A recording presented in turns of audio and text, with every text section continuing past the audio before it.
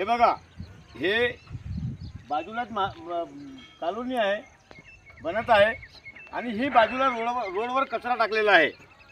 हे अशा घाण कचरा आणि आमचे सरपंच सचिव मेंबर यांचं काही लक्ष नाही। हे बघा, हे गंदगिरी आहे एवढी, हे एवढ्या मोठ्या रोडवर हे कचरा टाकणे म्हणजे ह्या सरपंच मेंबर आहे, सरपंच सचिवाला दिसत नाही काय, माझं असं म्हणणं आहे। म्हणून व्हिडिओ साहेबांनी याच्यावर लक्ष देऊन यांच्यावर कारवाई करावी आणि यांना चांगला दंड ठोकावा। हे दिसत नाही का, हे रोडवर कचरा आहे, हे रोडपर्यंत कचरा आहे।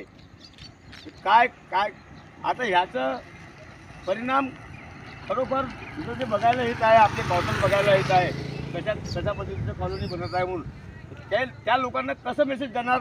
इसासनी ग्रामपंचायतचं कशी वातावरण चालत आहे आणि तिथचं सरपंच बीजेपीचा आहे, त्या बीजेपीचे सरपंचांनी ह्याच्याकडे लक्ष द्यावे, पण ह्यांचं लक्ष नाही।